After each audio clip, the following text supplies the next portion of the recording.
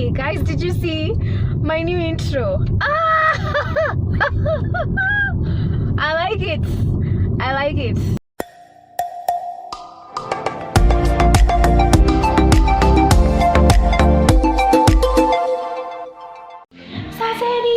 Hi guys, welcome back to my channel. I see my subscriber gang is growing and I'm really grateful. Let me turn down this volume. I see my subby gang is growing and I'm really grateful. Only challenge is I usually don't know how many or what proportion of my subscribers are here for my music and who are here for my vlogs. But I mean, my vlogs are growing and I'm grateful. Wow. So this is we have this tank, we have storage tanks here, and that's a pump that it's usually so loud. So I'm just gonna leave this kitchen in a few, but I wanted to show you guys that I'm on like a little bit of a detox thingy, cause and I finished this is pretty much my breakfast, so it's 11.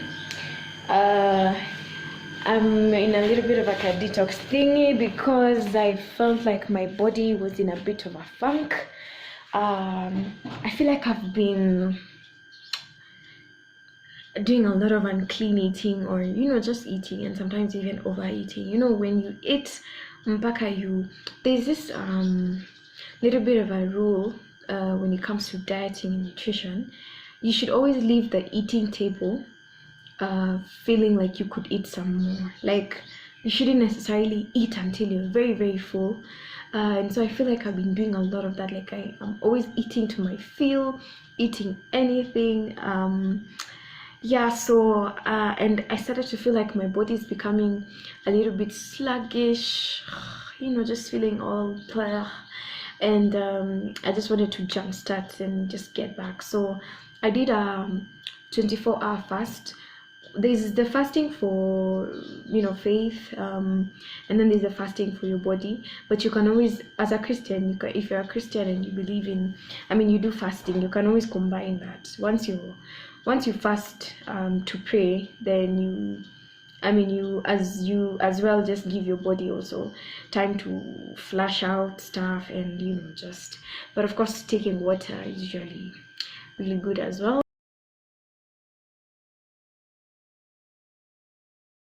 So yeah, that's kind of what I've been doing.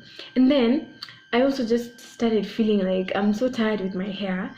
I didn't want to see my own hair. I was tired of color. I was tired of just my hair. So I was like, I really need to braid or crochet or something. So I settled for this Mali crochet, which I'm not really digging yet. I think because it's I don't usually do this often. It's also new to me, so I need to kind of warm up to it. But also pia sijaitengeneza vizuri. I literally just woke up like this, so I've not fixed it. But yeah, this is Mali crochet, and I'm just giving my hair a break and also giving myself a break from my hair. Before I left my room I was doing something a little interesting, and I really enjoyed this angle. I wish I could do my whole vlog on this angle. But anyway, I came here to show you guys what I've been doing in the morning. Just a second. So this is my journal, and I've just been doing some goal setting for 2019. Hey, now guys, let me tell you something. It's so easy to fika a particular point of the year, especially towards the end, the last quarter of the year, and begin to feel like the year is ending, and there's a combination of disappointment, maybe for the things that you wished you could do through that particular year that you haven't done. At the same time, some little bit of anxiety, and at the same time, some little bit of excitement for a new year, So that's kind of how I feel. Just a cocktail of all those emotions, and I just really want to say, as I even speak to myself, don't finish the year yet. Like, the year is not done. We still have a couple months to. You know what I'm trying to hide? I'm trying to hide that crack on the wall there. I don't want you to see it. I told you there are renovations happening here.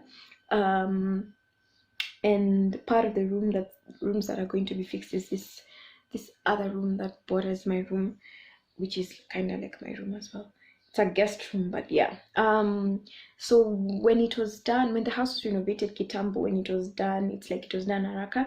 So the paint has it's not the wall, it's the paint that has, so a lot of paint job needs to be done around here.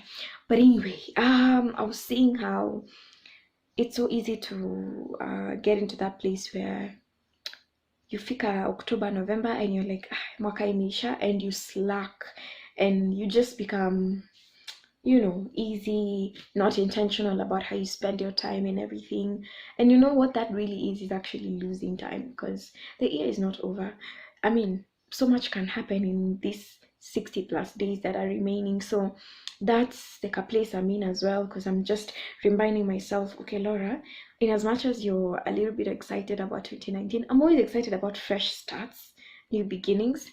In as much as I'm excited, I'm telling myself, just don't finish the year yet. Just do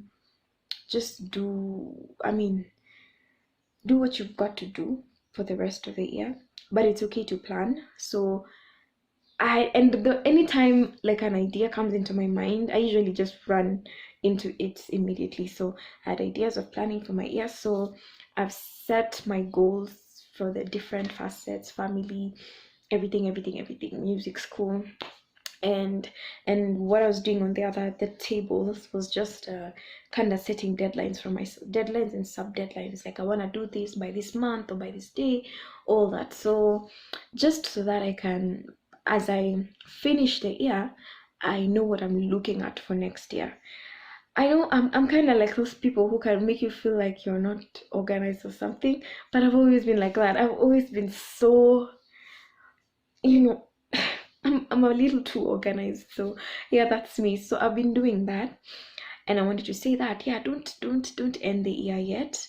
Don't be discouraged by what hasn't worked, or hasn't really got to happen yet. Because like for me, I feel like there's a lot of tangible things I really wanted to do that I haven't done yet. But one thing I'm so grateful for 2018 is that God has given me things in my life, specifically a community, like the people in my life right now. And it's such a priceless thing, yani. It's those things that people can live all their lives looking for, and I feel like I've really found a home in many people's hearts, and that's just so encouraging. I'm so happy. So yeah, don't finish the year yet, manze. Just um do what you have to do, plan, set goals. As you wind down the year, kind of like wind it down while still maintaining the momentum. Oh, there's something I wanted to say about fresh starts.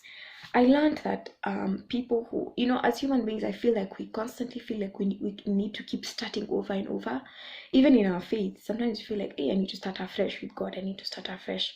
And it always sounds like the better thing to do, but I think sometimes you really need to consider that there's something called momentum, just the energy that, and so momentum can go down. So instead of really cutting down that momentum and starting afresh, just see it as charging up your momentum. Gosh, sorry, charging up your momentum, and not really starting afresh. So because when you look at it as starting afresh, then you know what you're gonna do. You're gonna slack October, November, December, and then January. Now you're like, oh my goodness, wow, it's here. January's here. I need to pick myself up, nini.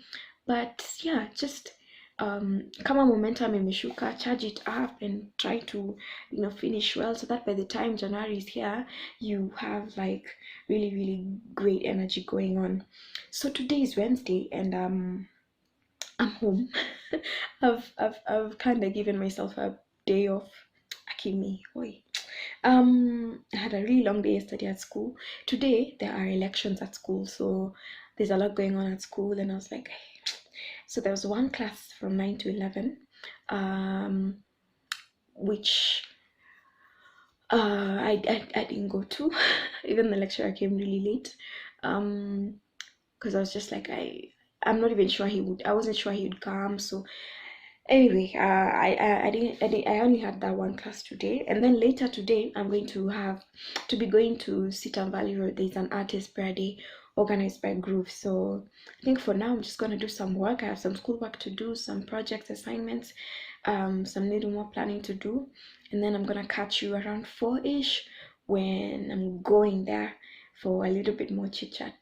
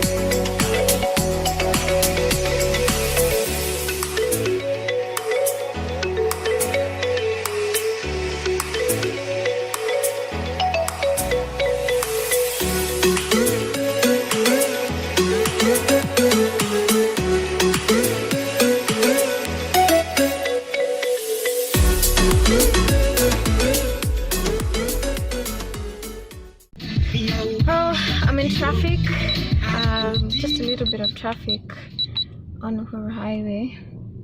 Still trying to make my way to Sitam Valley Road. I've been listening to Alice Kimanzi's new album. It's called Heyyaaaa, and oh my goodness, it's so beautiful. Gosh, this is a cop. I don't like this cop who riding these bikes, because I have had an experience one time where, you know, just that one day when you decide to break rules and pick up a phone while driving. Yeah, and then he just came, and I was just like in slow traffic like this. He just came and I was like, oh gosh, I'm done. So I had to yeah, I was in trouble. So I was saying I've been listening to Alice Kimanzi's new album Heyyaaaa. It's so beautiful, Yani. Wow, such a blessing, such a blessing. And like for me, up until now, I've been able to put up just one album.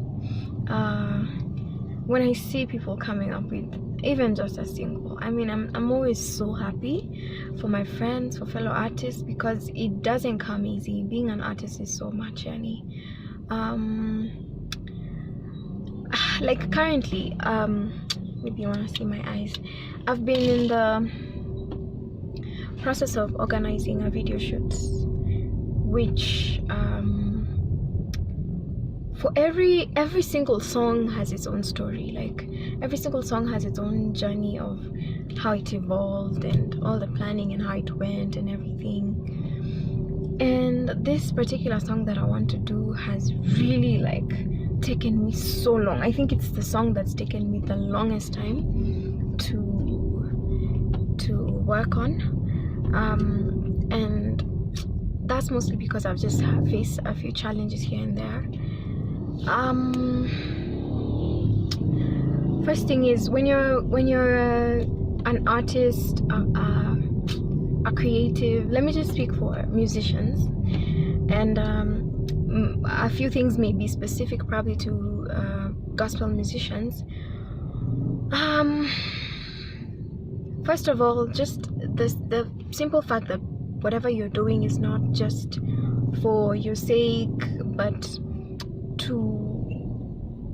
to bring God honor and to serve Him with your gift, and God seeing do the Peter, it's making noise, and God to entrust you with a message for His children.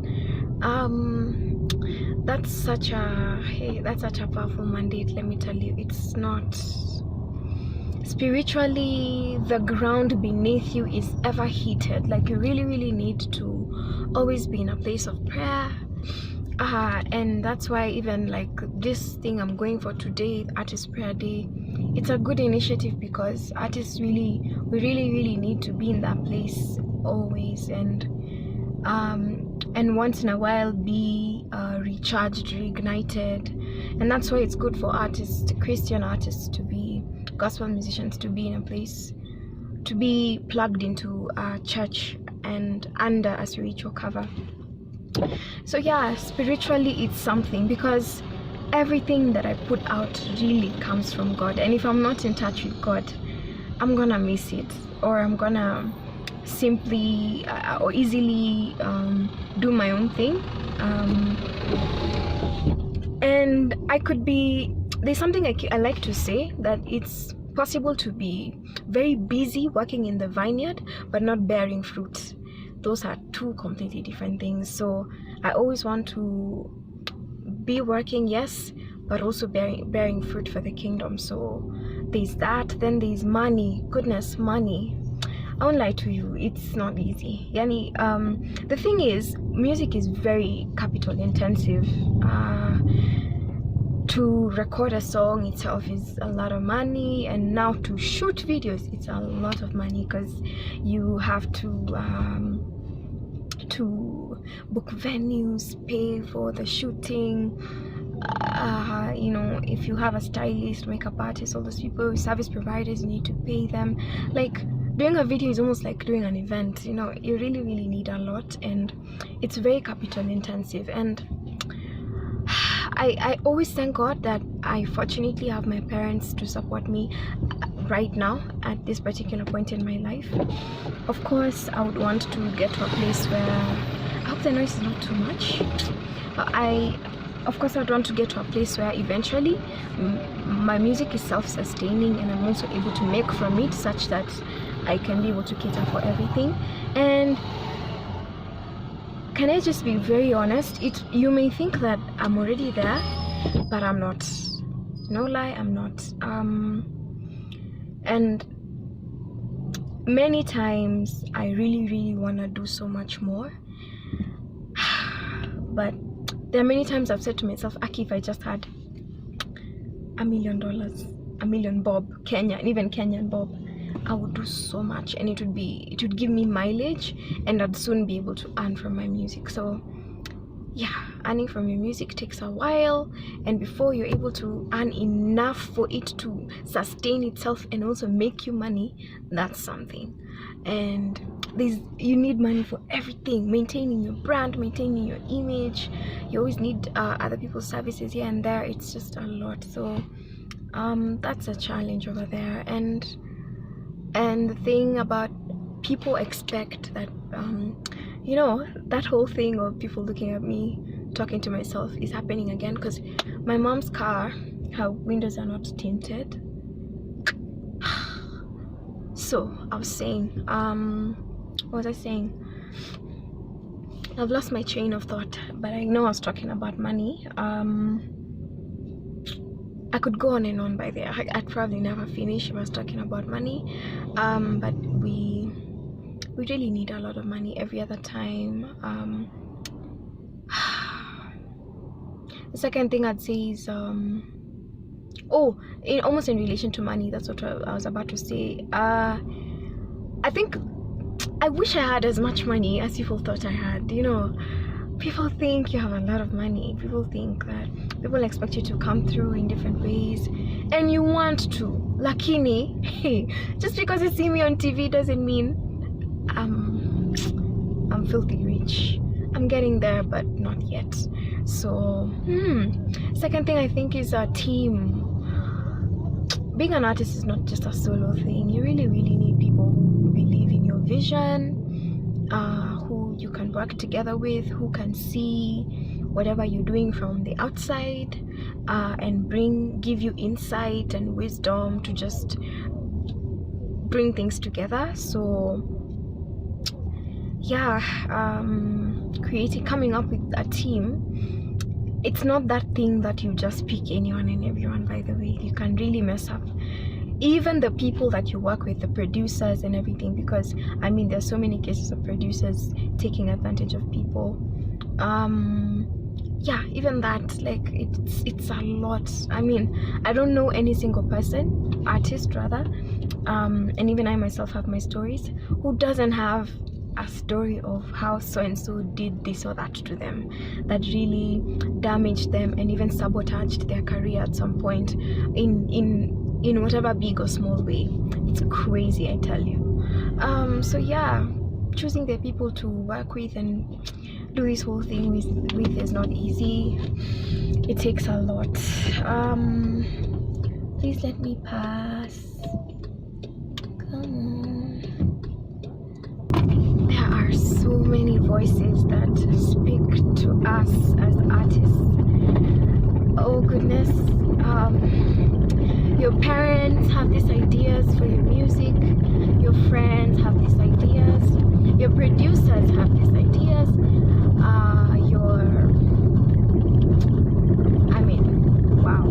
The pastor, and then now even more, especially in this social media era where we have like a direct access to our fans and we're able to get feedback from them. There's so many voices. You could do something having hustled all your way and it doesn't work, and you know, it's because people feel you could do better.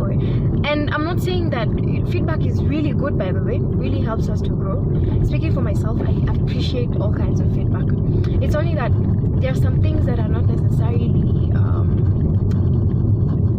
directly coming to help you grow, but just a comment. It's just a comment that's hanging in the air that has to do with what if you tried this, or what if you did that, and so sometimes those voices can be so overwhelming. You don't know who to listen to, and then there's your own voice as well, and then of course there's the voice of God, which sometimes can get lost in between.